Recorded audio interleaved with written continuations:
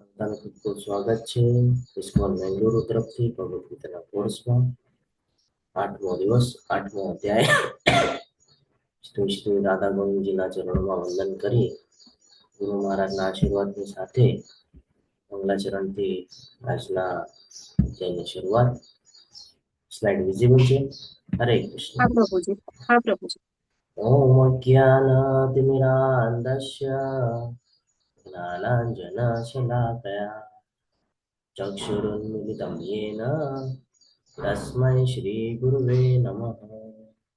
श्रीचैतन्यमनोभीष्टं स्थापितं येन भूतले स्वयं रूप कदा मह्यं ददाति स्वपदान्तिकं.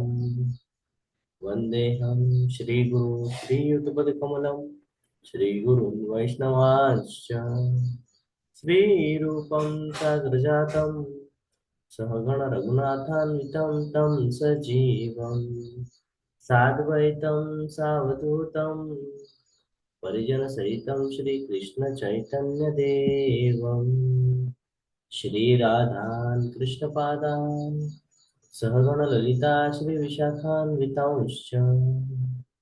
हे कृष्ण करुणा सिन्धु दीनबन्धो जगत्पते गोपेश गोपिका कांत राधाकांत नमोस्तुते. तप्त कांचन गौरांगी श्री राधे वृंदावनेश्वरी वृषभानुसुते देवी प्रणमामि हरिप्रिये.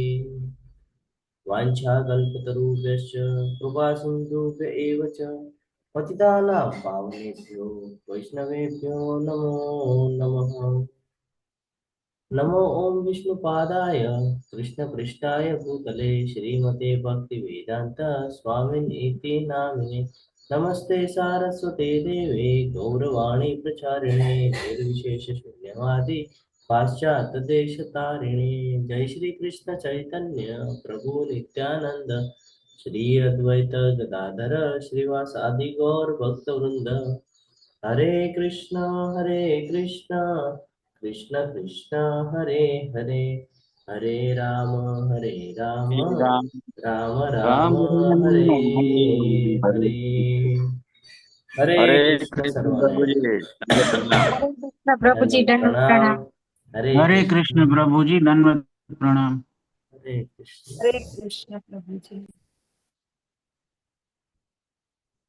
खूब सरस एवो अध्याय છે આજનો. ઘણા બધા ક્વેશ્ચન આપણને હોય કે આપણે કોણ છીએ તો આપણને જ્ઞાત થયું, પણ પરમાત્માને ઓળખવું, સમજવું. હરે કૃષ્ણ. સ્લાઇડ વિઝિબલ છે. डाउनलोड થઈ છે।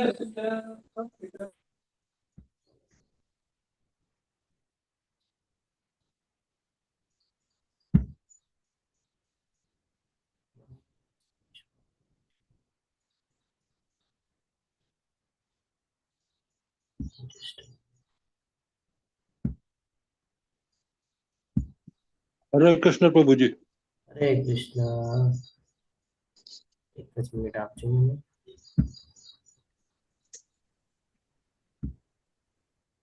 हरे कृष्ण प्रभु जी। કૃષ્ણ.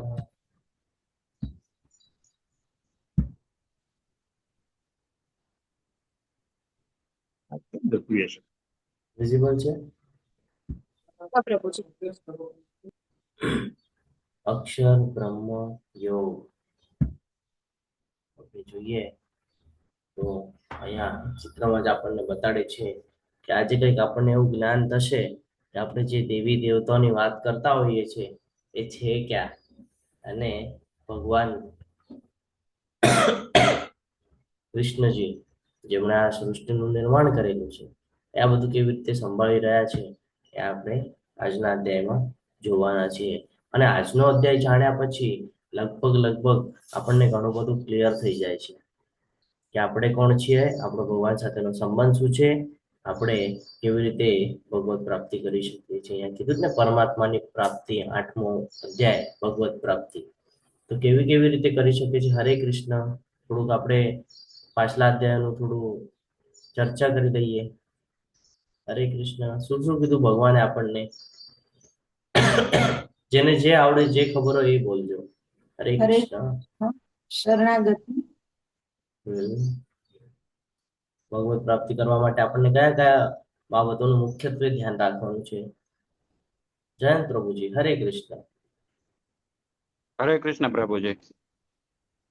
હરે કૃષ્ણ. ભગવત પ્રાપ્તિ માટે ભગવાને કળિયુગમાં નામ જપ યજ્ઞ આપણે આપેલો છે અને શાસ્ત્ર નિયમોનું 4 નિયમોનું પાલન કરવાનું અને નામ જપ કરવાનું. હરિ બોલ, ખૂબ સરસ. વિનય પ્રભુજી, હરે કૃષ્ણ. હરે કૃષ્ણ પ્રભુજી. હરે એક કૃષ્ણ. તો સદગુરુની શોધ, એક સાચા ગુરુ મળવા જોઈએ. ત્યારબાદ એના માર્ગદર્શન હેઠળ ભગવત પ્રાપ્તિ માટે નામ સ્મરણ, ત્યારબાદ એમ કે સ્થિરતા, બીજા અધ્યાય પ્રમાણે સ્થિત પ્રજ્ઞાના જે લક્ષણો છે એનો ધીરે ધીરે આવિર્ભાવ થવો જોઈએ. જે ષડરીપુ છે એ ષડરીપુમાંથી બહાર નીકળીએ. પછી જે ચિત્તની વૃત્તિને નુકસાન કરે છે એવા તત્વોથી પણ એમ કે દૂર રહેવાનો પ્રયત્ન કરવો જોઈએ. આહાર વિહારમાં જે કંઈ સૂચવ્યું છે એ પ્રમાણે એમ કે યોગ્ય જે માન્ય છે એ જ આહાર લેવો જોઈએ અને નામ સ્મરણ સતત કરતે કરતે એમ કે ભગવત પ્રાપ્તિ કરવી જોઈએ. હરે કૃષ્ણ. હરે કૃષ્ણ. હરિ બોલ, ખૂબ સરસ પ્રભુજી. હા, હજી કોને કેવું છે? હા બોલો, રાધિકા માતાજી, હરે કૃષ્ણ. હરે કૃષ્ણ પ્રભુજી. દંડવત બોલો બોલો. પ્રણામ. ધન્યવાદ, પ્રણામ પ્રભુજી, માતાજી, બોલો. કાલે તમે સમજાવેલું તેમાં એ જ કહેતા હતા કે હજારો મનુષ્યમાંથી કોઈ એક ભગવાન તરફ જાય છે એમ. પછી ભગવાનની કઈ કઈ પ્રકૃતિ છે એના વિશે કીધેલું. પછી ભગવાનના શરણે જાય છે તે જ ભગવાનની માયાને ઇઝીલી પાર કરી શકે છે. પછી કયા 4 પ્રકારના લોકો ભગવાનના શરણે આવે છે અને કયા શરણે આવતા નથી, એ રીતે કીધેલું પ્રભુજી. હરિ બોલ, ખૂબ સરસ. આ બધું જ્યારે કરતા હોઈએ આપણે ત્યારે એક વિશિષ્ટ બાબતનું આપણે ધ્યાન રાખવાનું છે. શું છે ખબર છે? જેના ઉપર આપણે ધ્યાન નથી રાખી શકતા. હરે કૃષ્ણ. હરે કૃષ્ણ. બોલો માતાજી. પરંપરામાંથી પ્રાપ્ત કરવું જોઈએ. હરિ બોલ. આપણે ધ્યાન રાખવાનું છે આપણા ઇન્દ્રિય અને મન ઉપર કંટ્રોલ. જ્યાં સુધી આપણે એના ઉપર કંટ્રોલ જ પ્રાપ્ત નહીં કરીએ ત્યાં સુધી આપણે કેટલો પણ પ્રયત્ન કરશું તો આપણે આ ભૌતિક જગત સાથે ડિટેચમેન્ટ કરી નહીં શકીએ. એટલે આ બધું કરતાની સાથે આપણે હંમેશા જે યાદ રાખવાનું છે શું છે? ઇન્દ્રિયો ઉપર નિયંત્રણ. કારણ ભગવાને આપણને એટલું સરસ જ્ઞાન આપ્યું છે અને આ જ્ઞાન પ્રાપ્ત કર્યા પછી પણ જો આપણે ઇન્દ્રિયો ઉપર નિયંત્રણ ન રાખી શકીએ તો આપણે કેટલી પણ મહેનત કરશું, કેટલી પણ મંગળ આરતી કરશું, કેટલો પણ આપણે પ્રયત્ન કરશું તો પાછા આપણે આ ભૌતિક જગતમાં સંકળાશું. અને ભૌતિક જગતમાં સંકળાવાથી શું નુકસાન થાય છે એ આપણને આજના અધ્યાયમાં ખબર પડશે કે આપણે જો ભૌતિક જગતમાં સંકળાઈ જશું અને અંતિમ સમય આપણો આવી જશે અને અંતિમ સમય જે આવશે એ સમય આપણી જે સિચ્યુએશન હશે, એ સમય જે વિચાર સારણી હશે એ પ્રમાણે આપણને આગળનું જન્મ પ્રાપ્ત થવાનો છે. એ આપણને આજના અધ્યાયમાં જ્ઞાત થશે.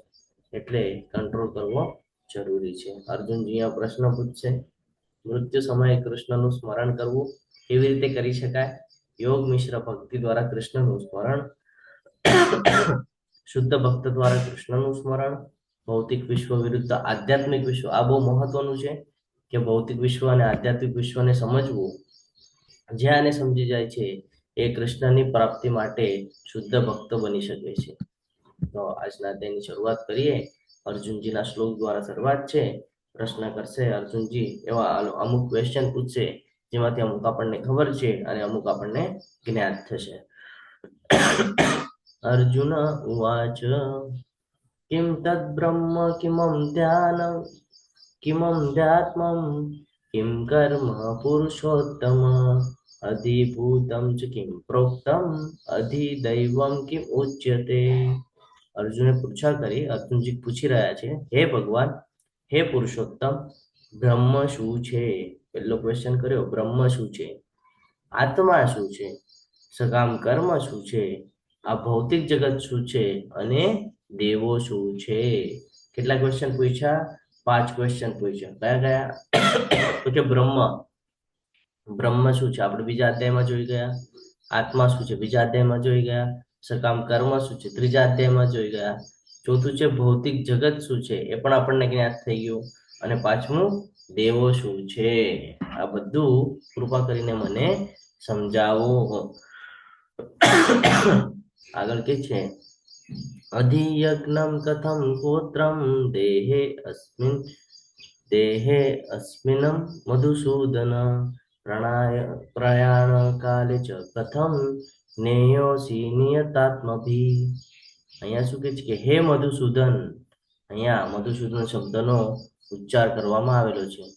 આપણને બધાને જ્ઞાત છે કે મધુ નામનો એક રાક્ષસ હતો. હું એના ડિટેલ્સમાં હમણાં નહીં જાઉં, કારણ આપણને આખો અધ્યાય હજી ભણવાનો બાકી છે. તો મધુ નામનો જે રાક્ષસ હતો એનો વધ કરીને વિજય પ્રાપ્તિ કરેલી હતી.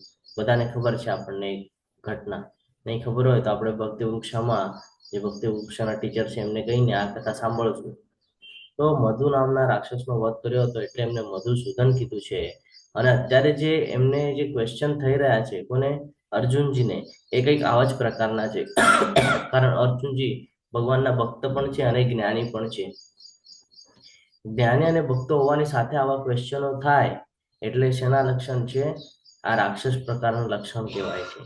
એટલા માટે અહીંયા જો નાની નાની બાબતો પર ધ્યાન આપશો તો ખબર પડશે કે અર્જુનજી કેવા શબ્દનો ઉપયોગ કર્યો, શું કામ કર્યો, આન્સર શેનો જોઈતો હતો, કેવી રીતે સંબોધન કરે છે.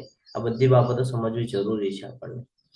તો કે છે હે મધુસૂદન, યજ્ઞના સ્વામી કોણ છે અને તેઓ શરીરમાં કેવી રીતે રહે છે?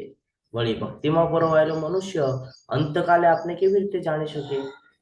જે વ્યક્તિ ભક્તિમાં પરોવાયેલો હોય એ અંત્ય સમય કેવી રીતે જાણી શકે આપને? આવા અલગ અલગ ક્વેશ્ચન કરે છે અને હવે ભગવાન એને આન્સર આપે છે.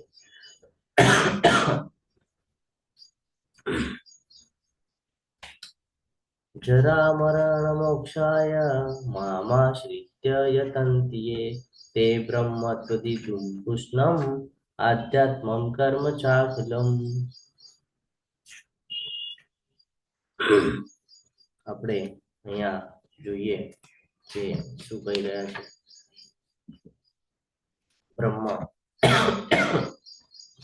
બ્રહ્મ એટલે આપણે જોયું છે બીજા અધ્યાયમાં શું કીધું છે? બ્રહ્મ, પરમાત્મા અને ભગવાન. તો ભગવાને કીધું છે કે જે તેજ છે એ પણ બ્રહ્મ છે અને આપણા અંદર જે તેજ છે, આપણી બોડી વર્કઆઉટ શેના બેઝ પર કરે છે? ચેતના. જો ચેતના જ ન હોય અંદર, આત્મા જ ન હોય અંદર, તો આ પંચતત્વની કઈ વેલ્યુ છે કે? ઝીરો. કઈ જ વેલ્યુ નથી. તો આત્મા, તો જીવ, જે અવિનાશી જીવંત અસ્તિત્વ છે એને બ્રહ્મ કહેવામાં આવેલું છે, આત્મા કહેવામાં આવેલું છે. બીજું શું હતું? આધ્યાત્મ. તો જે શરીરને નિયંત્રણ કરી શકે છે. શરીરને નિયંત્રણ કેવી રીતે થાય? મન દ્વારા. મનને નિયંત્રણ કોણ કરે? તો કે ભક્તિ દ્વારા. તો જીવનો આ સ્વભાવ છે. શું છે જીવનો સ્વભાવ? આધ્યાત્મ. આગળ વધીએ તો સકામ કર્મ. આપણે ત્રીજા અધ્યાયમાં જોઈ ગયા કર્મ વિશે. કયા કયા કર્મ વિશે જાણ્યું આપણે? હરે કૃષ્ણ. હવે તમે આજે 8મા દિવસે છો. હા ઉર્મિલા માતાજી, હરે કૃષ્ણ. હરે કૃષ્ણ પ્રભુજી.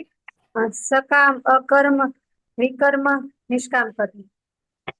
હા, તો અહીંયા સકામ કર્મ વિશે આપણને કહેવામાં આવેલું છે. સકામ કર્મ એટલે કયા કર્મ કહેવાય છે? સકામ કર્મ. હરે કૃષ્ણ તેજસ પ્રભુજી, હરે કૃષ્ણ.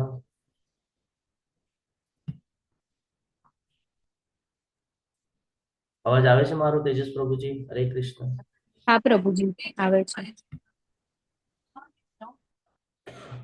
જે કર્મ આપણે ફળની પ્રવૃત્તિ સાથે કરતા હોય છે તો જેનું આપણને ફળ મળતું હોય છે, બરાબર? જે ભૌતિક શરીર તરફ દોરી જતી ક્રિયાઓ છે, આપણું જે આ ભૌતિક શરીર છે એના આગળથી જે કાંઈ કરાવીએ છીએ આપણે, એ સકામ કર્મમાં આવે છે. આગળ વધીએ તો કે અધિભૂત.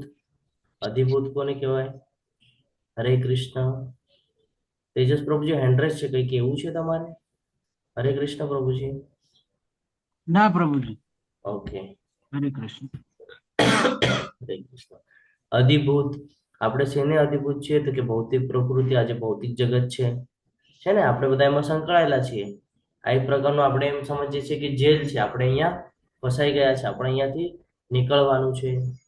કેવી રીતે નીકળી શકે છે? તો અધિદેવ, જે વિરાટ સ્વરૂપમાં તમામ દેવી દેવતાઓ આવે છે, એને જાણી, ભગવાન કૃષ્ણને જાણી અને આપણે આમાંથી નીકળવાનો પ્રયત્ન કરવાનો છે. કેવી રીતે નીકળી શકાય છે? તો અધિયજ્ઞ, યજ્ઞના સ્વામી કોણ છે? પરમાત્મા. આપણે કોણ છીએ? આત્મા. કોના છીએ? પરમાત્મા. બે અલગ અલગ ઉચ્ચારણ અહીંયા યાદ રાખવાના છે, આત્મા અને પરમાત્મા છે ને. બ્રહ્મ, પરબ્રહ્મ. અહીંયા આપણે જોઈ શકીએ છીએ કે અહીંયા પહેલા જ ઓલામાં કીધું છે બ્રહ્મ એટલે આત્મા, તો પરબ્રહ્મ એટલે પરમાત્મા. યજ્ઞના સ્વામી કોણ છે? પરમાત્મા. અને એને શું કહેવાય છે? તો કે અધિયજ્ઞ, યજ્ઞના સ્વામી. અધિયજ્ઞ ક્યાં રહે છે? તો કે બધાના શરીરમાં. આપણે જોયું છે શિરોદક્ષાય વિષ્ણુ, આપણે 3 વિષ્ણુ બદલ ચર્ચા કરી હતી, જે ભગવાનના પુરુષ રૂપ છે ને. સૌથી પહેલા કર્ણોદક્ષાય વિષ્ણુ એટલે કે મહાવિષ્ણુ, એમના રૂપોમાંથી ગર્ભોદક્ષાય વિષ્ણુ. ગર્ભોદક્ષાય વિષ્ણુ આખા સૃષ્ટિમાં સર્જન કરવા માટે બ્રહ્માજીની ઉત્પત્તિ કરે છે, બ્રહ્માજીને જ્ઞાન આપે છે, બ્રહ્માજી 14 લોકનું નિર્માણ કરે છે. હવે જ્યારે 14 લોકનું નિર્માણ થઈ જાય છે તો બધું અંધકારમય હોય છે, એમાં કોઈ પ્રકારની ચેતના હોતી નથી. છેલ્લે ભગવાન શિરોદક્ષાય વિષ્ણુ તરીકે દરેકના હૃદયમાં વાસ કરે છે અને બધું જ એક્ટિવ થઈ જાય છે, બધું ચલાયમાન થઈ જાય છે. એટલે બધાના હૃદયમાં અધિયજ્ઞ રહે છે. એટલે જ કે છે સમદર્શિન, બધાને સમાન નજરે જોવાનું છે, કારણ દરેકના હૃદયમાં ભગવાન વાસ કરે છે. કયા સ્વરૂપે? હરે કૃષ્ણ. હરે કૃષ્ણ. પરમાત્મા સ્વરૂપે તો કરે છે, પણ શું નામ આપવામાં આવ્યું છે? શિરોદક્ષાય વિષ્ણુ. હરિ બોલ. તો શિરોદક્ષાય વિષ્ણુ દ્વારા આ બધું ચલાયમાન થઈ રહ્યું છે. ભગવાને કાલે પણ આપણને કીધેલું કે જેમ એક મોતીઓ પરેવાયેલા રહે છે દોરામાં, એવી રીતે મેં બધું હેન્ડલ કરીને રાખેલું છે. આગળ આવીએ. હજી એક ક્વેશ્ચન પૂછેલો કે અંતકાલે, અંતિમ સમયમાં જો તમારું સ્મરણ કરવું હોય તો કેવી રીતે કરી શકાય? તો આપણને 6ઠા અધ્યાયમાં ભગવાને કંઈક કીધેલું, યાદ છે શું કીધેલું? 6ઠા અધ્યાયમાં સક્સેસનો મંત્ર પણ જોયો તો આપણે એને સક્સેસના મંત્ર તરીકે પણ સંબોધન કરીએ છીએ. હરે કૃષ્ણ. હરિ બોલ. ખૂબ સરસ માતાજી. કે અંતિમ સમય આવે છે, આપણને ખબર હોય છે કે આપણો અંતિમ સમય ક્યારે છે? નથી ખબર. અને જ્યારે અંતિમ સમય આવે છે ત્યારે આપણી વાચા બંધ થઈ શકે છે, આપણને યાદ આવવાનું બંધ થઈ શકે છે, આપણને દેખાવાનું બંધ થઈ શકે છે, સંભળાવાનું બંધ થઈ શકે છે, કઈ જ કહેતા નથી આવડતું. આપણને ખબર નથી કે આપણું અંતિમ સમય ક્યારે આવવાનો છે. અને જો આપણે એમ કહીશું કે આ એજ નથી, હજી એજને વાર છે, થોડાક ઘરડા થશું પછી આપણે ભગવાનનું નામ સ્મરણ કરશું. કારણ અહીંયા કીધું જ ને કે અંતિમ સમયમાં જો મારું તું સ્મરણ કરીશ તો મારી પાસે આવી જઈશ, એવું. તો આપણે અંતિમ સમયમાં કરશું. પણ અંતિમ સમયે શું આપણી વાસ્તવિકતા આપણે જાણીએ તો આપણને શું યાદ રહેશે? ખબર છે આપણને આપણી અંતિમ સમય? નથી ખબર. અને ત્યારે યાદ આવવું, ક્યારે યાદ આવી શકે છે? જો તમે કન્ટિન્યુઅસ રટન કરેલું હોય, તમે એને રૂટીનમાં બેસાડેલું હોય, તો ઉદાહરણ તરીકે જેમ કે રોજ સવારે તમે ઉઠો છો, હવે તમે 6 મહિનાથી, વર્ષથી જે પ્રવૃત્તિઓ કરો છો એ કરવા માટે તમને પ્રેરણા આપવી પડે છે કે નહીં? તમને ખબર છે કે મારે ઉઠીને આ કરવાનું છે. સેમ એવી જ રીતે છે કે જો તમે અંતિમ સમયમાં ભગવાનનું સ્મરણ કરવા ઈચ્છતા હો તો તમારે અત્યારથી એને રૂટીનમાં રાખવું પડશે. તો એ સમયે તમને યાદ અપાવવાની જરૂરત નહીં પડે કે અંતિમ સમય આવશે તો ભગવાનનું નામ સ્મરણ કરવાનું છે. તમારે યાદ કરવાની જરૂર નહીં પડે કે મારે ભગવાનનું નામ સ્મરણ કરવાનું છે. ઓટોમેટિકલી તમે એ દિનચર્યામાં ભગવાનનું સ્મરણ કરતા હશો. તો કે મૃત્યુ સમયે કૃષ્ણનું સ્મરણ કેવી રીતે કરવું? તો કે જીવનભર સ્મરણનો અભ્યાસ કરવો. જીવનભર રૂટીનમાં હશે તો અંતિમ સમયમાં થશે, રૂટીનમાં નહીં હોય તો અંતિમ સમયમાં અડચણ નિર્માણ થશે. અહીંયા ભગવાન કહી રહ્યા છે, શ્રી ભગવાન વાચ અક્ષરમ બ્રહ્મ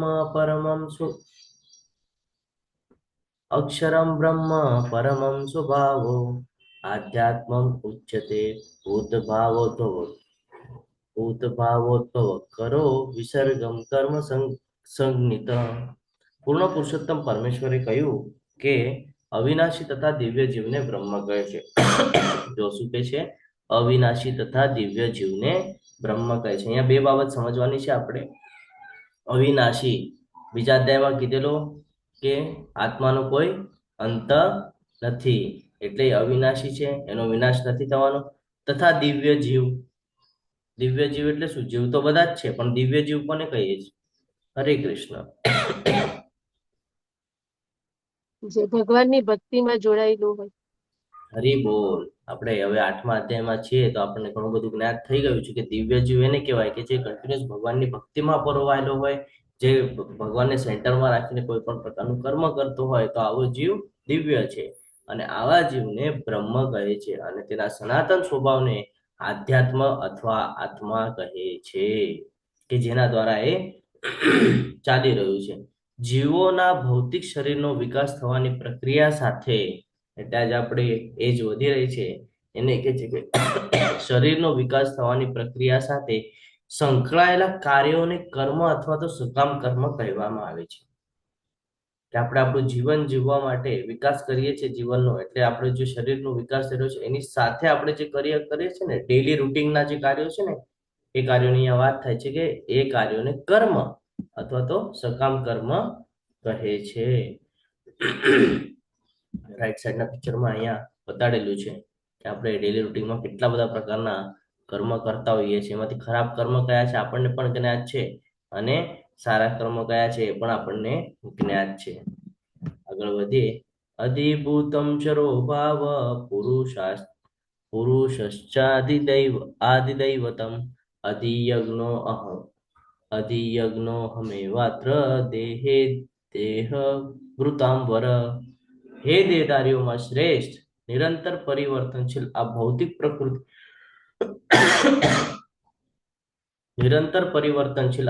પ્રકૃતિને ભૌતિક પ્રાગટ્ય કહેવાય છે. એટલે આ જે કાંઈ પણ છે, શું કીધું છે? નિરંતર પરિવર્તનશીલ. જો તમે ધ્યાન આપશો તો ભગવદ્ ગીતા તમને ખૂબ સરળ છે સમજવા માટે.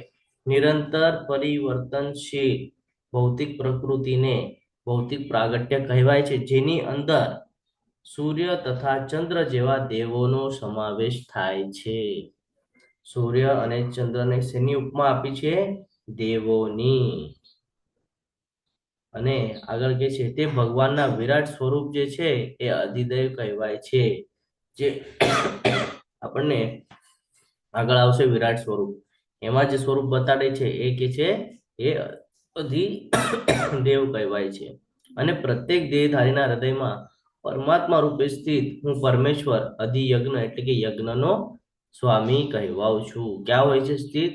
દરેક દેહધારીના હૃદયમાં યજ્ઞનો સ્વામી. તો હવે અહીંયાથી એક બાબત આપણે જાણી શકીએ છીએ, એક બાબત આપણે સમજી શકીએ છીએ કે ભગવાન આપણા હૃદયમાં વાસ કરે છે, આપણને જ્ઞાત છે. આપણે કોનું નામ સ્મરણ કરીએ છીએ? ભગવાનનું નામ સ્મરણ કરીએ છીએ. તો ભલે કોઈ જોવે કે ન જોવે, ભગવાન અંદર બેઠા બેઠા જોઈ રહ્યા છે તમે કયા પ્રકારના કર્મ કરી રહ્યા છો, કેવી રીતે તમે ભગવાનની સેવા કરી રહ્યા છો, કયા ભાવ સાથે કરી રહ્યા છો, આ તમામ બાબત એમને જ્ઞાત છે. એટલે કાલ સવારે કોઈ તમને એમ કહી જાય કે કોઈ પણ બાબતમાં હોય, કાંઈ પણ કહી જાય, તો તમને જ્ઞાત છે કે તમારા હૃદયમાં ભગવાન બેસેલા છે, એમને બધું ખબર છે. અને તમારે ઓલું કોને આપવાનું છે? આપણે જે કાંઈ પણ કર્મ કરીએ એનો હિસાબ કોને આપવાનો છે? ભગવાનને આપવાનો છે. ભગવાન ઓલરેડી જોઈ રહ્યા છે. એટલે તમારે ચિંતા કરવાની નથી આ ભૌતિક જગતમાં કે હું ભગવાનનું નામ જપ કરીશ, કોઈની સામે કરીશ તો જ એને મહત્વ છે, ક્યાંય બી બેસીને કરશો તો બી મહત્વ છે, પણ કરો છો કેવી રીતે એને મહત્વ છે. એટલે અહીંયા કહે છે કે યજ્ઞના સ્વામી પણ હું જ છું. અહીંયા ચિંતા કરતો નહીં તું ખાલી તારા નિત્ય કાર્યમાં પરોવાયેલો રહેજે. ભગવાન અહીંયા એ સૂચના આપણને આપી રહ્યા છે. મૃત્યુ સમયે આપણે શું કરવું જોઈએ? હરે કૃષ્ણ. ખબર છે કોઈને? હરે કૃષ્ણ.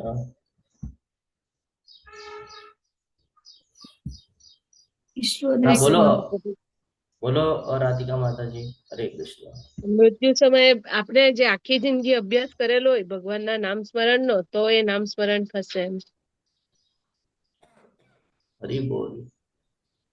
અંત સમયે જો આપણે ભગવાનના નામનું સ્મરણ કરશું, જો અહીંયા ભગવાન આપણને દરેક બાબતથી સમજાવે છે કેવી કેવી રીતે આપણું હા મીના માતાજી બોલો હરે કૃષ્ણ. હરે કૃષ્ણ માતાજી.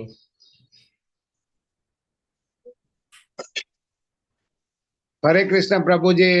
હરે કૃષ્ણ પ્રભુજી બોલો. હવે રોજ કાયમ પરમેનન્ટ આપણે ભગવાનનું નામ લઈએ તો મૃત્યુ સમયે આપોઆપ નામ યાદ આવે એવું મારી ગણતરી છે પ્રભુજી. હરી બોલ, ખૂબ સરસ. ભગવાને આપણને કીધું એક શું કીધું કે તું જે પ્રકારે કર્મ કરીશ એ પ્રકારે આપણે બુમરિંગ યાદ રાખવાનું છે. જે પ્રકારે કર્મ કરશું એ પ્રમાણે આપણને ફળ મળશે. બરાબર ને? અને એ ભોગ ભોગવવા માટે ફરી ફરી પાછું આપણને આ દુઃખાલયમાં આવવું પડે છે. તો એ ભોગ ભોગવવા ન પડે એની માટે આપણે ભગવાનનું સ્મરણ કરવાનું છે. અને ભગવાનનું સ્મરણ જો આપણે કરીએ અંતિમ સમયમાં, ભગવાન કે છે શું કે છે સાંભળજો ધ્યાનથી. અને આજનો અધ્યાયનો આ જે શ્લોક છે આ સાથે લઈ જાજો. અંતકાલે ચ મામેવ સ્મરણમ મુક્ત્વા કલેવરમ ય પ્રયાતિ સમદ્ભાવમ યાતિ નાસ્તસ્ત્ર સંશય. ભગવાન કહે છે કે જે મનુષ્ય મૃત્યુ સમયે કેવળ મારું સ્મરણ કરતો શરીરને તજે છે ને તો તે તરત જ મારી પ્રકૃતિને પામે છે. આમાં લેશ માત્ર શંકા નથી. આ ભગવાન કહી રહ્યા છે કે અંતિમ સમયમાં જો તું મારું સ્મરણ પણ કરી લઈશ તો તારે કઈ ચિંતા કરવાની જરૂર નથી. તું સીધો મારા ધામમાં આવી જઈશ. રાઈટ સાઈડમાં એક પિક્ચર બતાડેલું છે, શેનું છે ખબર છે? હરે કૃષ્ણ. બાણોની શૈયા ઉપર ભીષ્મ પિતામહ ભીષ્મદેવ છે હરી બોલ. અને ભીષ્મ લેશ પિતામહ નામે ભગવાન શું કરી રહ્યા છે ખબર છે? હરે કૃષ્ણ. આ કઈ કથા છે ખબર છે તમને? અર્જુનજીને સમજાવી રહ્યા છે કે આ કોઈ સામાન્ય જીવ નથી, આ પરમેશ્વર છે. હરી બોલ. એ જ્યારે જ્ઞાન આપી રહ્યા છે તો એ પણ શું કરી રહ્યા છે? એકચ્યુઅલી જ્ઞાન આપી રહ્યા છે પણ એ શેની રાહ જોઈ રહ્યા છે? એમને તો ઈચ્છા મૃત્યુનું વરદાન હતું, બરાબર ને? તો અંતકાલની રાહ જોઈ રહ્યા છે કે અંતકાલ એવો આવે કે હું ભગવાનનું સ્મરણ કરું અને એ સમય મારું કે જીવ આ બોડીને આ દેહને છોડીને જાય એવી ઈચ્છા વ્યક્ત કરે છે. અને એવી ઈચ્છા વ્યક્ત કરતાની સાથે જ ભગવાન વાસુદેવ કૃષ્ણ ત્યાં ઉપસ્થિત થાય છે અને કહે છે કે અર્જુનને પાઠ આપો. આ ભગવાન છે કે એને ઈચ્છા વ્યક્ત કરી. એ પણ ભગવાનના ભક્ત હતા. ભીષ્મ પિતામહે ઈચ્છા કરી અને ભગવાને તરત જ ઓપોર્ચ્યુનિટી આપી દીધી કે તારે મારું સ્મરણ જોઈએ છે ને, તો એટલે રાહ જોઈને ખમેલા છે ને કે જ્યારે મારું સ્મરણ થશે ત્યારે હું શરીરને ત્યજીશ. લે પાઠ આપો, હું સામે જ ઉભો છું. ભગવાન પોતે સામે ઉભા છે અને પાઠ આપવા લગાડે છે. ત્યારે જ્ઞાન આપી રહ્યા છે અર્જુનને કે શું કેવી રીતે કરવાનું છે. ભગવાન કોણ છે? તો આ છે ભગવાન. કે તમે જેવી ઈચ્છા રાખો છો, જો તમે એના શુદ્ધ ભક્ત છો, જો તમે કઈ એની પાસે ઈચ્છા રાખો છો તો એવી ઓપોર્ચ્યુનિટી તમને ઉપલબ્ધ કરીને આપે છે. આ ભગવાન છે. એટલે એ છે કે જે અંત સમયમાં ભગવાનનું સ્મરણ કરીને જો શરીર તજે છે તો લેશ માત્રને શંકા નથી, એ સીધા ભગવત પ્રાપ્તિ કરે છે. વિચાર કરજો, કૌરવોના ટીમમાં હતા ભીષ્મ પિતામહ, તો પણ ભક્ત કોના હતા? ભગવાનના. ક્યાં ગયા? ભગવત ધામ. શું કામ? અંતિમ સમયમાં ભગવાનનું સ્મરણ કર્યું એટલે. ભગવાન કૃષ્ણ સિવાય જો બીજું કોઈ યાદ કરશું તો શું થશે ખબર છે કોઈને? હરે કૃષ્ણ. સમજો ભગવાનનું સ્મરણ આપણે નથી કરવું. યાદ કરીશું એવી ગતિ પામીએ. હરી બોલ. આપણી જે અંતિમ સમયમાં ઈચ્છા રહી જશે, ભગવાન કહેશે ઠીક છે, આવતા જન્મમાં એ તું પૂર્ણ કરી લેજે. ભગવાન આ કહે છે યમ યમ વાપી સ્મરમ ભાવમ ત્યજેયન્તે કલેવરમ તમ તમે વૈતિ કૌંતેય સદા તદ્ભાવ ભાવિતઃ. હે કુંતી પુત્ર, શરીરનો ત્યાગ કરતી વખતે મનુષ્ય જે ભાવનું સ્મરણ કરે છે એવા જ ભાવને તે નિશ્ચિતપણે પ્રાપ્ત કરે છે. શું કીધું અહીંયા? જે ભાવનું સ્મરણ કરે છે એવા જ ભાવને તે નિશ્ચિતપણે પ્રાપ્ત કરે છે. આપણે અંતિમ સમયમાં શું વિચાર કરતા હોય? મારે તો જીવન જીવવાનું રહી ગયું, મારી પ્રોપર્ટી રહી ગઈ, મારું આ રહી ગયું, મારું તે રહી ગયું. આ આપણા મગજની થિંકિંગો ચાલતી હોય અંતિમ સમયમાં. પછી શું થાય? દેહ ત્યાગ થઈ જાય, ફરી પાછા ફરીને દુઃખાલયમાં. પછી આપણે કે મેં તો પાછલા જન્મમાં સારા જ કર્મ કર્યા છે, હું તો અત્યારે સારું જ કરું છું, મારું શું કામ ખરાબ થાય છે? અરે પણ અંતિમ સમયમાં તે વિચાર કરેલો હતો કે મને આ બધું હજી પ્રાપ્ત કરવાનું બાકી છે, એટલે ફરીથી આવ્યો છે તું અહીંયા. ભગવાને બધું આપણા પર છોડેલું છે કે તને જે જોઈએ છે ને એ તું નિશ્ચિત કર. તને ક્યાં જવું છે, કયા લોકમાં જવું છે, કેવા યોનિમાં જવું છે, ભગવાને બધું આપણા ઉપર આપી દીધું છે. અને તો પણ આપણે ભગવાનને હંમેશા કહેતા જોઈએ કે મારું આમ કેમ થયું, મારું તેમ કેમ થયું. પણ એ નથી સમજી શકતા કે ભૂલ અહીંયા આપણી જ છે, ભગવાનની કઈ જ ભૂલ નથી. તો કે આપણે ભગવાનને જ દોષ દેતા હોઈએ કે મારા જ જીવનમાં કેમ આટલી તકલીફ, મારા જ જીવનમાં કેમ આવે. અંતિમ સમયમાં યાદ ન કર્યું હોત આ બધું તો પાછો આ દેહ પ્રાપ્ત ન થાત. ભગવાનનું સ્મરણ કર્યું હોત તો ભગવાનના ધામમાં હોત. પણ આપણે એ સમજી શકતા નથી. રાઈટ સાઈડમાં ખૂબ સરસ મજાની એક કથા છે, કોઈને ખબર છે? ભરત મહારાજની કથા. હરે કૃષ્ણ. એમના હરણમાં એમની આસક્તિ થઈ જાય છે ને, એ ભરત મહારાજની કથા છે પ્રભુજી. હરી બોલ. કોણ કે છે? કોઈને કેવી છે? જગન્માતા જયશ્રી પ્રભુજી. હરે કૃષ્ણ. હરે કૃષ્ણ પ્રભુજી. બોલો માતાજી. હરે કૃષ્ણ.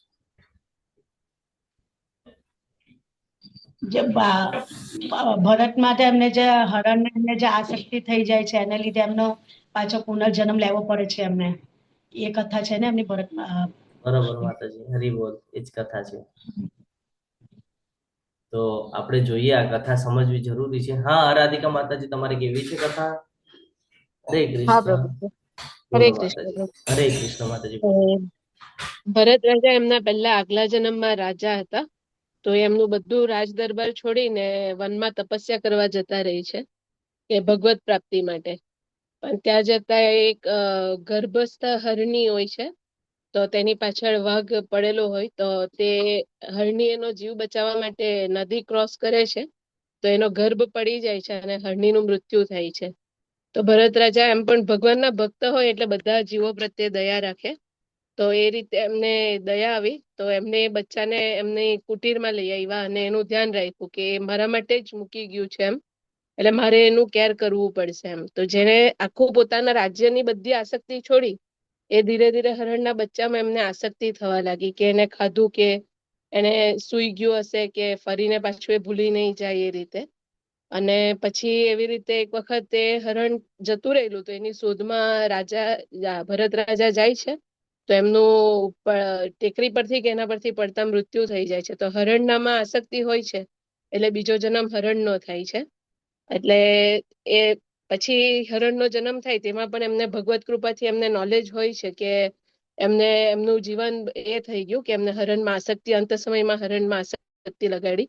એટલે પછી એમાંથી ત્યારે હરણના શરીરમાં કોઈ ઋષિ મુનિના આશ્રમ પાસે જ રહે છે અને એકદમ એ અફસોસ કરતા હોય છે કે આ રીતે થયું. અને પછી જયારે હરણના શરીરમાંથી એમનું મૃત્યુ થાય ત્યારે પછી ત્રીજા જન્મમાં એમનો પાછો જળ ભરત તરીકે જન્મ થાય છે. અને પછી એ જળ ભરતમાં એ બહુ કોન્શિયસ રહે છે કે કોઈ પણ જીવને નુકસાન નહીં કરે ને આ વખતે હવે આવી ભૂલ નહીં થવી જોઈએ એમ કરીને. હરે કૃષ્ણ પ્રભુજી. હરે કૃષ્ણ. હરી બોલ. ખૂબ સરસ. તો અહીંયાથી આપણે સમજી શકીએ છીએ આ કથા ઉપરથી કે આપણે જેવી ઈચ્છા રાખીએ છીએ એ પ્રમાણે આપણને આગળની યોની પ્રાપ્ત થાય છે, આગળનું લોક પ્રાપ્ત થાય છે. એટલે આ બાબત આપણે હંમેશા યાદ રાખવાની છે કે શેમાંય આ શક્તિ રાખવાની નથી. અને જો રાખવી જ હોય તો ભગવત પ્રાપ્તિમાં રાખવાની છે. જેમાં રાખવાની છે? ભગવત પ્રાપ્તિમાં. કે અંતિમ સમયમાં ભગવાન કઈ બી થઈ જાય, અંતિમ સમયમાં મારાથી તમારું સ્મરણ થવું જરૂરી છે અને એની તમે મને શક્તિ આપો. આ ભગવાન પાસે માંગવાનું છે કે ભલે કાંઈ બી હોય જીવનમાં, કેટલા બી દુઃખો આવે, કાંઈ વાંધો નહીં. જીવનમાં કેવી પણ પરિસ્થિતિ આવે, કાંઈ વાંધો નહીં. બસ તમારી ભક્તિ ન છૂટે. આટલું બી તમે જો ભગવાન પાસેથી ઈચ્છા વ્યક્ત કરી દીધી ને, તો ભગવાન તમારા જીવનમાં એવું ભક્તિમય વાતાવરણ લાવી દેશે કે અંતકાલે તમે ભગવાનની શરણમાં જ હશો. એવી સિચ્યુએશન ભગવાન ક્રિએટ કરી દેશે કે અંતકાલ આવશે ને સિચ્યુએશન એવી બની જશે કે તમે ભગવાનના સ્મરણમાં છો, કાં તો કીર્તન ચાલી રહ્યું છે, કાં તો કંઈક સંભળાઈ રહ્યું છે, કાં તો કથા ચાલી રહી છે, કંઈક તો ચાલી રહ્યું છે. આ સિચ્યુએશન ભગવાન ક્રિએટ કરે છે. આપણે હમણાં જ પાછળના એક પિક્ચર ઉપરથી સમજ્યા કે ભીષ્મ પિતામાં એમની ઈચ્છા હતી, ભગવાને તરત એમને જ કીધું કે તમે ઉપદેશ આપો અર્જુનને, અને પોતે સામે ઉપસ્થિત હતા. એટલે હંમેશા ભગવાનને એક જ વિનંતી કરવાની, એક જ પ્રાર્થના કરવાની કે અંતિમ સમયમાં તમારું સ્મરણ થઈ જાય. હજી એક કથા છે અજામિનની, એના ઉપરથી આપણે જાણીએ કે કેવી કેવી પરિસ્થિતિમાં અને કેવી રીતે ભગવત પ્રાપ્તિ થઈ રહી છે. અને આથી પહેલા ઘણા લોકોએ કરેલી છે. આ બધી કથાઓ આપણને પ્રેરણા આપી જાય છે, એટલા માટે અહીંયા મૂકવામાં આવેલી છે. કોઈને ખબર છે અજામિલની કથા? હરે કૃષ્ણ. હરે કૃષ્ણ. દંડવત પ્રણામ. બોલો માતાજી. પ્રભુજી જમીલ હતો ને એ પ્રભુ જ્યારે જંગલમાં જાય છે ત્યારે એક પુરુષ અને સ્ત્રીને આલિંગન કરતા જોયે છે અને એની ઈચ્છા એમાં પરિવર્તિત થઈ જાય છે, મતલબ ભક્તિમાંથી કે આને આલિંગન કર્યું તો મને પણ આવું કરવું જોઈએ એમ, એવી એની ઈચ્છા થઈ જાય છે પ્રભુ. અને બોલો બોલો બોલો પ્રભુજી આવાજ આવે છે, નેટવર્ક કપાય છે પ્રભુ. બરોબર છે પ્રભુ, બોલો. તો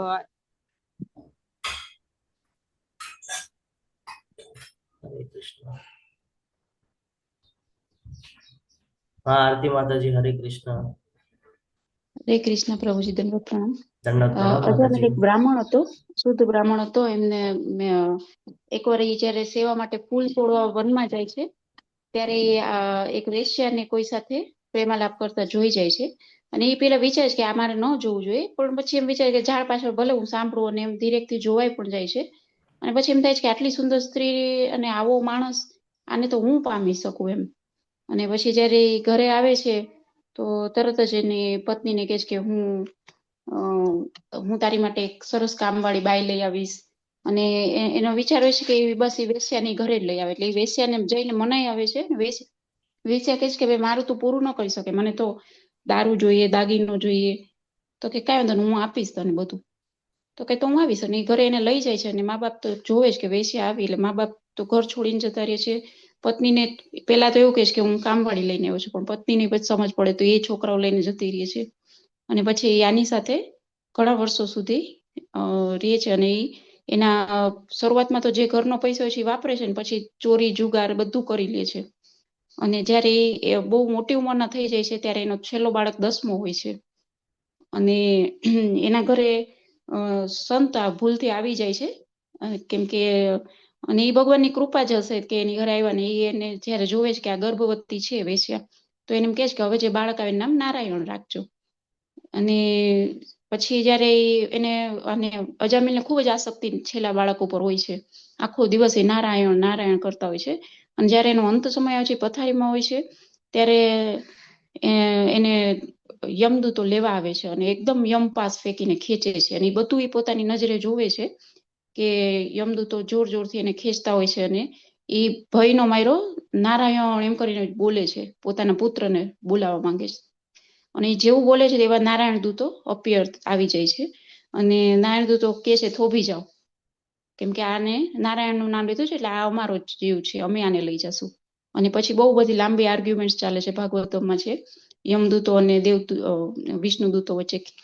અને પછી વિષ્ણુદૂતો સમજાવે છે કે તમે જેના અનુયાયી તમારા જે હોય છે એને પૂછો, યમદૂતને જઈને, કે નારાયણનું નામ લીધું તમે અડી પણ ન શકો.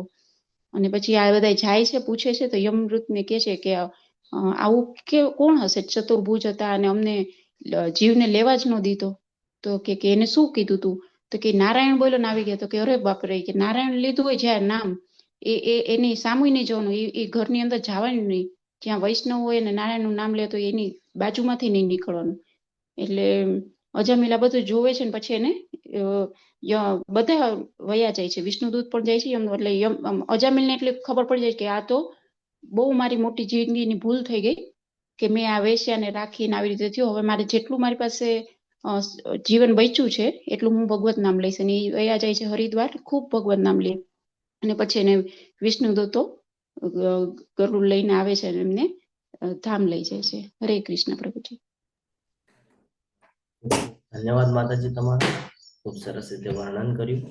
તો અહીંયા આ કથા એટલા માટે મહત્વની છે કે આપણે બધા ભૌતિક જગતમાં આપણું જીવન વ્યતીત કરી રહ્યા છીએ, અને જીવન વ્યતીત કરતાની સમયે આપણે એટલા બધા ભૌતિક જગત સાથે સંકળાયેલા હોઈએ છીએ કે આપણાથી અજાણતા ઘણી બધી એવી ઘટનાઓ થઈ જાય છે કે જે આપણા પતનનું કારણ બને છે.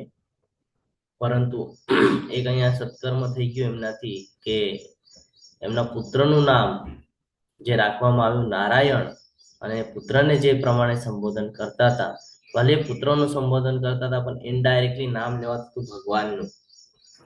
એટલે તમે જોશો કે પહેલાના જમાનામાં આજથી 100 વર્ષ પહેલા જે નામ રાખવામાં આવતા એ બધા ભગવાનના આટે જ નામ રાખવામાં આવતા. ખબર છે તમને?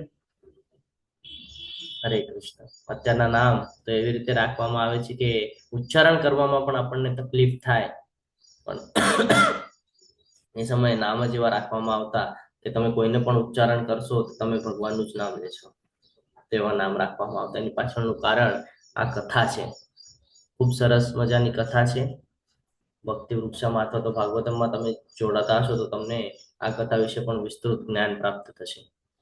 એટલે અંતિમ સમયમાં જો તમે ભગવાનનું સ્મરણ કરો છો તો તરત તમે ભગવાનના ધામને પ્રાપ્ત કરો છો. આ કથા દ્વારા આપણે સમજીએ કે યમના દૂત અને નારાયણના દૂત આ બંને અલગ અલગ છે. યમના દૂત એ યમ યાતના ભોગવવા માટે લઈ જાય છે, જે તમે કર્મ કરેલા છે એનું ફળ આપે છે. યમના દૂત જે છે એ લઈ જાય છે તમને, એ લોકોનું અલગ લોક છે. આ બધું તમને ગરુડ પુરાણ ને પદ્મ પુરાણ ને એમાં બધામાં ઉલ્લેખ આપેલો છે આ બધાનો, કે અલગ લોક છે. અને નારાયણનું જે વૈકુંઠ ધામ છે એ અલગ છે. આપણે બીજા લેવલમાં જ્યારે ગોલોક ચાર્ટનું અભ્યાસ કરીશું ત્યારે આપણે આ બધું સમજશું. એમાં તો ખાલી ભગવાનનું નામ લેવાથી આ કલયુગમાં નામને મહત્વ છે. કલયુગ કેવલ નામ આધારા. એટલે કલયુગમાં જો તમે ભગવાનનું સ્મરણ કરી લ્યો છો, અને આ શ્લોક યાદ રાખવાનો છે કે ભગવાને કીધું છે યમ યમ વાપી સ્મરણ, એટલે અંતિમ સમયમાં જો તમારું ભગવાનનું સ્મરણ થઈ જાય છે તો તમે સીધા ભગવત પ્રાપ્તિ કરી શકો છો. 8.8 ખૂબ સરસ શ્લોક. હે પાર્થ, જે મનુષ્ય પોતાના મનને મારું સ્મરણ કરવામાં સદા મગ્ન રાખીને અવિચળ ભાવથી પૂર્ણ પુરુષોત્તમ પરમેશ્વર રૂપે મારું ધ્યાન કરે છે તો તે નિશ્ચિતપણે મને પ્રાપ્ત કરે છે. શું કહે છે? જો કોઈ મનુષ્ય પોતાનું જે મન છે એ મનને મારું સ્મરણ કરવામાં સદા મગ્ન રાખે છે અને અવિચળ ભાવપૂર્વક ભગવાનનું ધ્યાન કરે છે. હવે અહીંયા સમજવું જરૂરી છે આપણે કે મનમાં ભગવાનનું સ્મરણ થવું ક્યારે પોસિબલ છે? સવારે વહેલા ઉઠીને મંગળા આરતી કરી હોય, સવારે જપા સેશનમાં જોડાણા હોય તો આખો દિવસ આપણે ભગવાનનું નામ સ્મરણ કરતા હોય. નહીં તો તમે અત્યારે એક માળા કરશો, બપોરના એક માળા કરશો, સાંજે એક માળા કરશો, રાતના એક માળા કરશો તો તમને એટલું બધું કહીએ ને આપણે કે ઇન્ટરેસ્ટ નથી જાગતો. પરંતુ સવારે ઉઠીને તમે એક જ માળા કરી હશે ને તો આખો દિવસ તમે ભગવાનનું સ્મરણ કરતા રહી જશો. એટલા માટે કીધું છે સવારે વહેલા ઉઠીને ભગવાનનું નામ સ્મરણ કરવાનું. આ પ્રભાવ છે એનો. કરીને જોજો કોક વાર. 18 દિવસના અધ્યાયમાં આપણી આગળ ઘણો બધો સમય છે. હજી આપણે આગળ 9-10 દિવસનો સમય છે. કરીને જોજો. 10મા દિવસે આપણે ચર્ચા કરીશું શું રિઝલ્ટ આવે છે. આપણા શરીરને આદત નથી આ બધી બાબતોની, ભક્તિની આદત નથી આપણા શરીરને, એટલે આપણે અહીંયા ફસાયેલા છે દુઃખાલયમાં. પરંતુ જો આપણે આપણા મનને ભગવાનમાં સ્થિર કરીશું, ભગવાનનું જો આપણે ધ્યાન કરીશું તો ધીરે ધીરે આપણામાં ભક્તિ પણ બિલ્ડ થશે અને આપણે આ જગતને છોડીને ભગવત પ્રાપ્તિ તરફ આગળ પ્રયાણ કરી શકીએ છીએ. આગળ વધીએ. મનુષ્ય પરમ પુરુષનું ધ્યાન કેવી રીતે કરવું જોઈએ? તો કે સર્વજ્ઞ, આપણને ખબર છે ભગવાને જ બધું સ્થાપિત કરેલું છે, પુરાતન છે, નિયંતા છે, લઘુતરથી પણ લઘુત્તમ, આપણા શરીરના અંદર વાસ કરે છે, સર્વના પાલન કરતા મહાવિષ્ણુ, ગર્ભોદક્ષાય વિષ્ણુ, સમસ્ત ભૌતિક કલ્પનાથી પર, અચિંત્ય તથા જેઓ હંમેશા એક વ્યક્તિ છે એ તરીકે કરવું જોઈએ. તેઓ સૂર્ય સમાન તેજસ્વી છે, દિવ્ય છે અને આ ભૌતિક પ્રકૃતિથી પર છે. આ જે તમામ બાબતો છે આ બધું આપણે શીખી ગયા છીએ. શું શીખ્યા છે આપણે? સર્વજ્ઞ ભગવાન બધી જગ્યાએ વ્યાપ્ત છે, આપણને ખબર છે.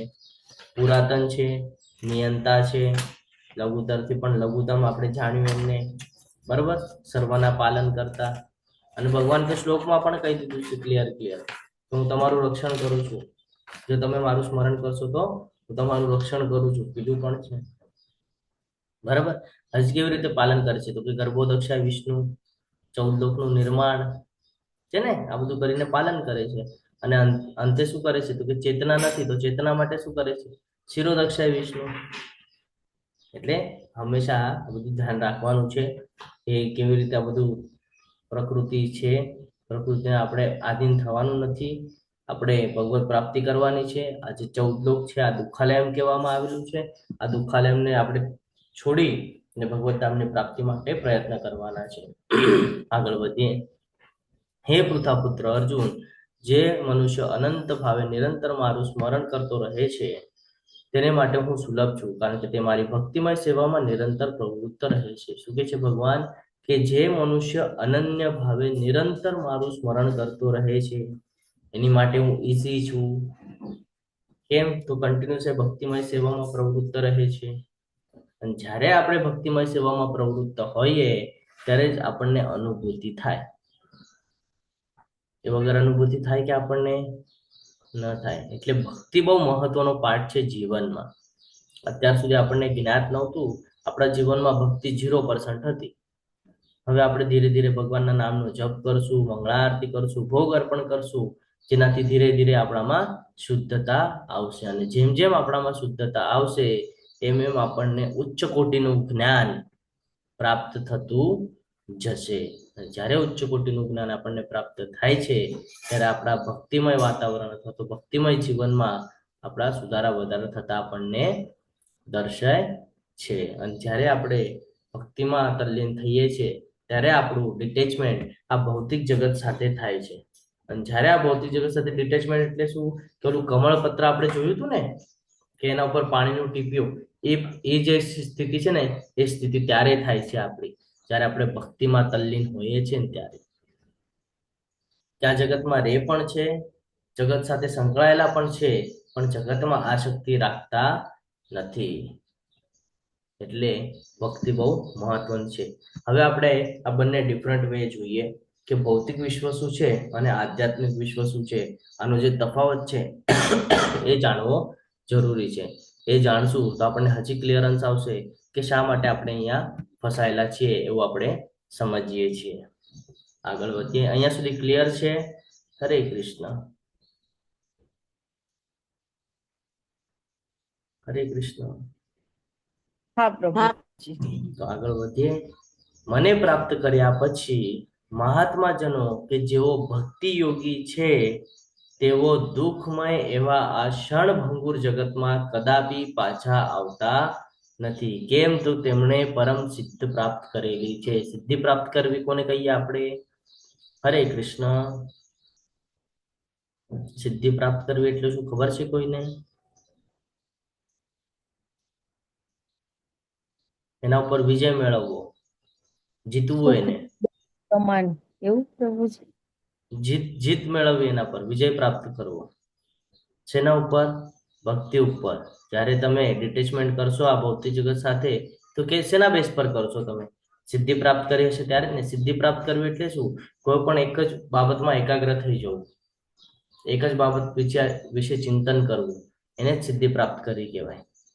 કે તમે એને હરે કૃષ્ણ. સ્લાઇડ વિઝિબલ છે?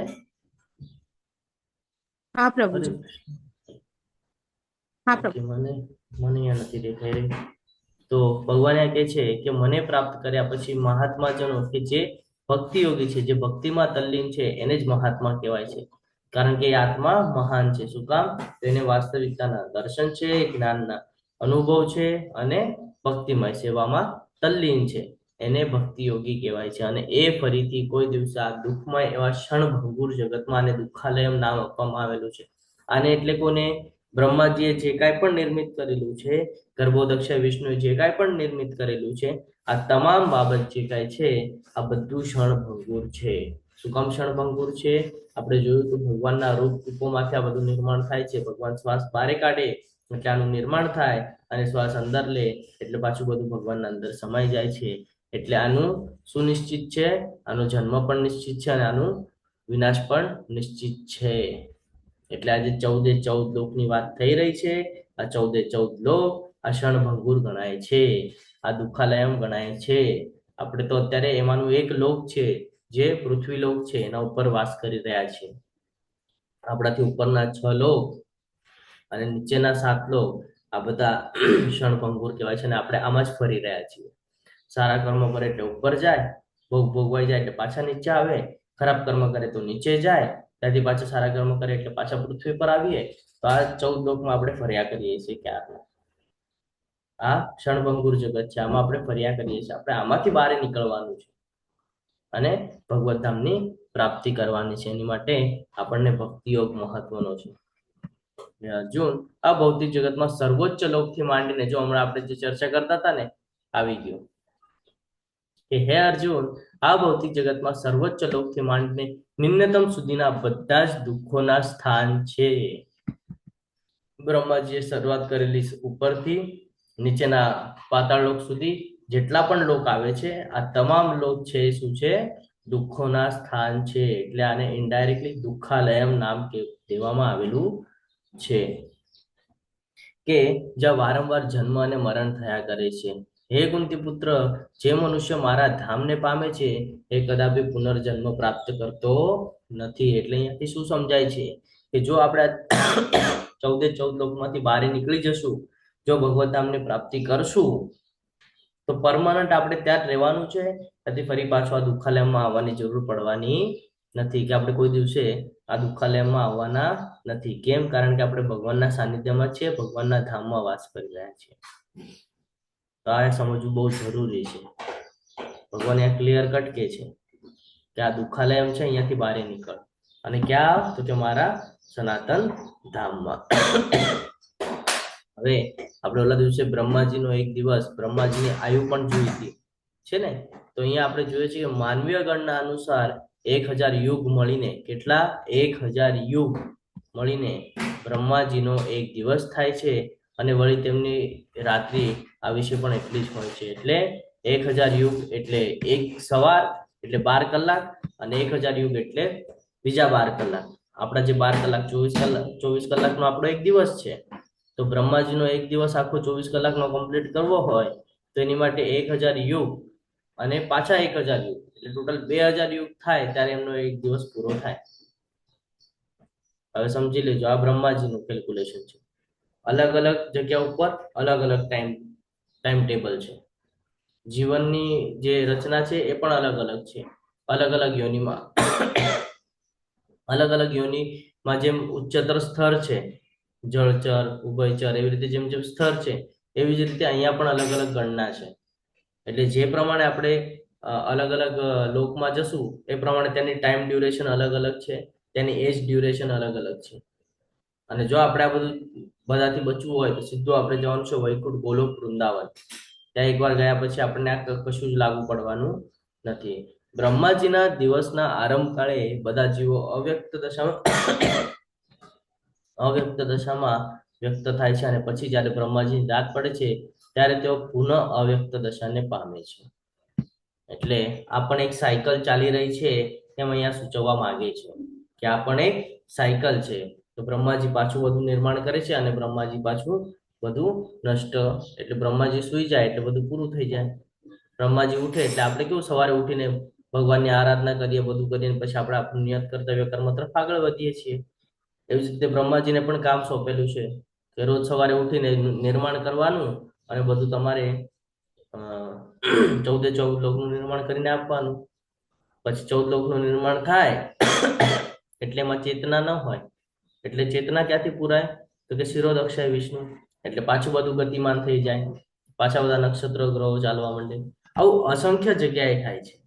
ફોર એક્ઝામ્પલ આપણે એને એમ સમજીએ, ભૌતિક રીતે જો આપણને સમજ્યું તો એમ સમજીએ કે ભારતનો આખો નકશો છે અને ભારતના નકશામાં ગુજરાત, મહારાષ્ટ્ર, પંજાબ, હરિયાણા, બેંગ્લોર આ અલગ અલગ સ્ટેટ છે. મહારાષ્ટ્ર અલગ ઓલું છે બ્રહ્માંડ, ગુજરાત અલગ બ્રહ્માંડ છે, એના અંદર ગ્રહ નક્ષત્ર છે, એના અંદર 14 લોક છે. આમ સમજી શકીએ આપણે. આવું ઉપર ચાલી રહ્યું છે. હવે વિચાર કરો, આ જે કાંઈ સાયકલ ચાલી રહી છે, આપણે એમાં રહેવાનું છે કે આપણે એનાથી પણ ઉપર જઈ ને આ બધું જે થઈ રહ્યું છે એ નિહાળવું છે? કારણ તમે એના અંદર રહીને જો એને અનુભવ કરશો તો એક ના એક દિવસે દુઃખ થવાનું જ છે, કારણ કે એનું પણ ટાઈમ ડ્યુરેશન નિશ્ચિત છે. અને જો તમારે આ બધાનો લાભ લેવો હોય તો તમે ભગવત પ્રાપ્તિ તરફ આગળ પ્રયાણ કરી શકો.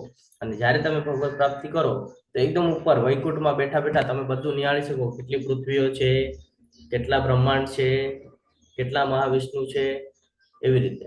ઠીક છે, આગળ વધીએ. વારંવાર જ્યારે બ્રહ્માનો દિવસ ઉદય પામે છે ત્યારે બધા જીવો પ્રગટ થાય છે અને બ્રહ્માજીની રાત શરૂ થતા તેઓ અસહાયપણે નાશ પામે છે. અહીંયા જો ક્લિયર કટ કહી દે છે કે બ્રહ્માજીને આ ડ્યુટી આપવામાં આવેલી છે કે નિર્માણ કરવાનું અને પાછું બધું નષ્ટ થાય, નિર્માણ કરવાનું પાછું બધું નષ્ટ થાય. આ એવી રીતે છે કે આપણે નાના હતા તો ઓલા કાર્ડ્સ આવતા, પ્લેઇંગ કાર્ડ્સ રમવાના, અને એનાથી છે ને આપણે ઘર બનાવતા. તો આપણને એક શું આદત હતી કે આપણે ઘર બનાવીએ અને પછી આપણે જેને આમ મારીને તોડી દેતા, પછી આખું મહેનત કરીને પાછું બનાવીને પાછું 1 સેકન્ડમાં તોડી દેતા. આ કઈક એવી પ્રકાર છે કે બ્રહ્માજી સવારે ઉઠે એટલે બધું બનાવે અને પાછું રાત થાય એટલે બધું નષ્ટ. પરંતુ ભગવાનનું જે ધામ છે તો ભગવાન એના વિશે આપણને માહિતી આપી રહ્યા છે કે આ સિવાય એક અન્ય અવ્યક્ત પ્રકૃતિ છે જે શાશ્વત છે અને વ્યક્ત તથા અવ્યક્ત પદાર્થથી પર છે, આ બધાથી ઉપર છે. તે સર્વોપરી અને કદાપી નષ્ટ ન થનારી. જ્યારે આ જગતમાંનું બધું જ નાશ પામે છે ત્યારે પણ તે ભાગ તેમનો તેમ જ રહે છે. એટલે કે એવી જગ્યા પણ છે, કે એવી પ્લેસ પણ છે કે જ્યાં ગયા પછી જન્મ, મૃત્યુ, જરા, વ્યાધિ ચારે બાબત નથી. અને આખું બ્રહ્માંડનું બધું નષ્ટ પણ થશે તો પણ એ જે પ્લેસ છે એ કોઈ દિવસે નષ્ટ થતું નથી. અને એ ભાગ છે ભગવાનનું ગોલોક વૃંદાવન ધામ, જેને વેદાંતી અપ્રકટ તથા અવિનાશી કહે છે, જે પરમ ગતિ કહેવાય છે અને જેને પ્રાપ્ત કર્યા પછી કોઈને ત્યાંથી પાછા આવવું પડતું નથી. તે મારું પરમ ધામ છે. ભગવાન અહીંયા ક્લિયર કટ કહી રહ્યા છે કે તારે ક્યાં આવવાનું છે? મારા ધામમાં, ગોલોક વૃંદાવનમાં આવવાનું છે. તારે આ જે 14 લોક છે એમાં ભટકવાનું નથી. ત્યાંથી નીકળ અને મારા ધામમાં આવ. આ ખાલી આપણે જોઈ લઈએ, કારણ આ સમજવા જશું તો આને કમસે કમ 1 થી 1.5 કલાક લાગી શકે છે. આપણે લેવલ 2 માં વિસ્તૃતમાં આપણે આની ચર્ચા કરીએ છીએ. મોટું હું તમને સમજાવવાનો પ્રયત્ન કરું તો જો આ 14 લોક છે, આ 14 લોક છોડીને આપણે અહીંયા ગોલોક વૃંદાવન જવાની તૈયારી કરવાની છે. આગળ વધીએ. હે ભગવાન કૃષ્ણ, મારા મનરૂપી રાજહંસને આપના ચરણોરૂપી કમળની દાંડીઓની જાળમાં અત્યારે જ પ્રવેશવા દો. મૃત્યુ સમય મારો કંઠ જ્યારે વાત, પિત્ત તથા કફથી રૂધાઈ ગયો હશે ત્યારે મારા માટે આપનું સ્મરણ કરવાનું કેવી રીતે શક્ય બનશે? ભગવાનને અહીંયા કહી રહ્યા છે. શું કે છે અહીંયા? ભગવાનને કે છે કે અંતિમ સમય જ્યારે આવશે ત્યારે મને નથી ખબર કે મારું કેવું સિચ્યુએશન હશે, મારી કઈ પ્રકૃતિ હશે, છે ને, કેવી હશે ખબર નથી. એ સમય એવું પણ થાય કે મારો અવાજ વયો જાય, વાતની બીમારી થઈ જાય, પિત્ત થઈ જાય, મને કફથી મારો અવાજ ન નીકળી શકે એવી કઈક સિચ્યુએશન થઈ જાય. તો તમે મને એવી રીતે પ્રવેશ કરવા દો કે જેનાથી હું કન્ટિન્યુઅસ તમારા ભક્તિમાં પ્રવેશેલો રહું. અને જ્યારે હું ભક્તિમાં પ્રવેશેલો રહીશ ને ત્યારે મારા મનરૂપી રાજહંસને આપના ચરણોરૂપી કમળની દાંડીઓની ઝાડમાં અત્યારે જ પ્રવેશવા દો. એટલે ઇનડાયરેક્ટલી એમ કહી રહ્યા છે કે તમે મને ભક્તિ પ્રદાન કરો. જો તમે મને ભક્તિ પ્રદાન કરશો તો મારું જે મન છે એને હું સતત તમારા ચરણ કમળ રૂપી જે ભક્તિ છે એમાં રચ્યો પચ્યો રાખીશ. એટલે અત્યારથી જ ભક્તિ કરવી બહુ જરૂરી છે એમ આપણે આના ઉપરથી સમજી શકીએ છીએ કે જ્યારથી આપણને આ જ્ઞાન પ્રાપ્ત થાય ત્યારથી આપણે ભક્તિમય સેવામાં રુચિ વધારવી જોઈએ. જેઓ સૌથી મહાન છે તે પૂર્ણ પુરુષોત્તમ પરમેશ્વર અનન્ય ભક્તિ દ્વારા જ પ્રાપ્ત થઈ શકે છે. તેઓ પોતાના ધામમાં વિદ્યમાન રહે છે, તેમ છતાં તેઓ સર્વત્ર વ્યાપેલા છે અને તેમની અંદર બધું જ સ્થિત છે. જો ભગવાન અહીંયા કહી રહ્યા છે એટલે અહીંયા આપણને એ ક્લિયર થઈ રહ્યું છે કે ભગવાન જે છે એ કેવી રીતે પ્રાપ્ત થાય છે? અનન્ય ભક્તિ, કન્ટિન્યુઅસ, કોન્સ્ટન્ટલી ભક્તિ રાખવી પડશે ત્યારે એ પ્રાપ્ત થાય છે. અને ક્યારે છે? તો કે પોતાના ધામમાં રહે છે પરંતુ સર્વત્ર વ્યાપેલા છે. હૃદયમાં પણ છે દરેક જીવના, બ્રહ્માંડમાં પણ છે, ગોલોક વૃંદાવનમાં પણ છે. આજે એમની જે શક્તિઓ છે એ શક્તિ દ્વારા એમણે બધું વ્યાપ્ત કરીને રાખેલું છે. તો આપણે હવે આના ઉપરથી સમજી શકીએ કે એક મોટો સૂર્ય છે, ધગધગતો પ્રકાશમાન સૂર્ય છે, અને આપણે અહીંયા પૃથ્વી ઉપર બેસેલા છે ને આપણને એ કેટલો દૂર છે તો પણ ત્યાંથી પ્રકાશ નાખે છે. તો આખું સમગ્ર બ્રહ્માંડ જેમ દૂર ઉઠ્યો છે, આપણું પૃથ્વી જે છે એ એટલું પ્રકાશમાન થાય છે. તો આપણે વિચાર કરવો જોઈએ કે આપણે આ ભક્તિમાંથી જ્યારે ભગવત ધામની પ્રાપ્તિ કરશું તો ત્યાં કેટલો પ્રકાશ હશે. ત્યાંનો પ્રકાશ આપણને સહન કરવા માટે આપણી કેપેબિલિટી જોઈએ, અને એ ક્યાંથી આવશે? તો કે ભગવાનની અનન્ય ભક્તિ કરીને. એટલે ભક્તિ માર્ગને મહત્વ છે.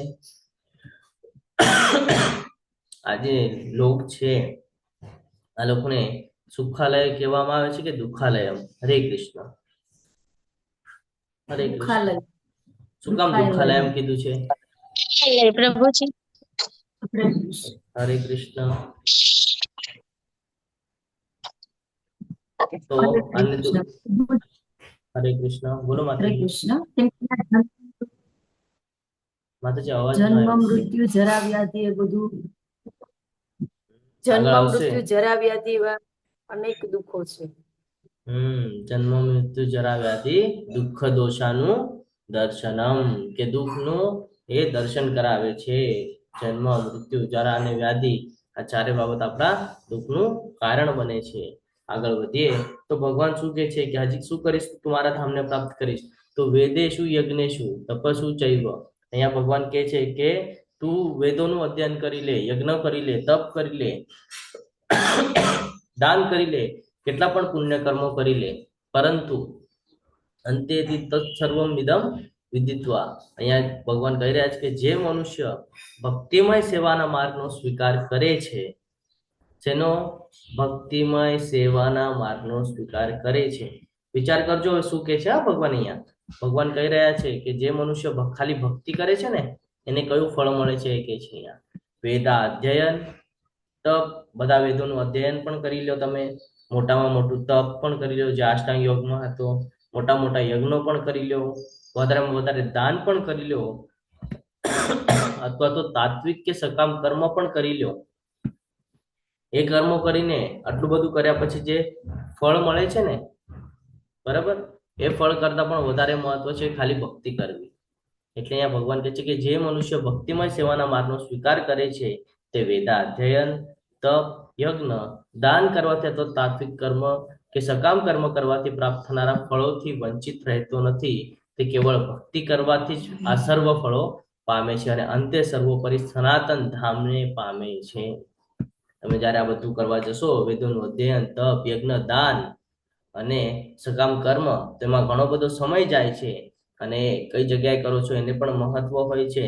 પરંતુ તમે ભક્તિ કઈ પણ જગ્યાએ બેસીને કરો છો તો સીધા સનાતન ધામને પ્રાપ્ત કરો છો.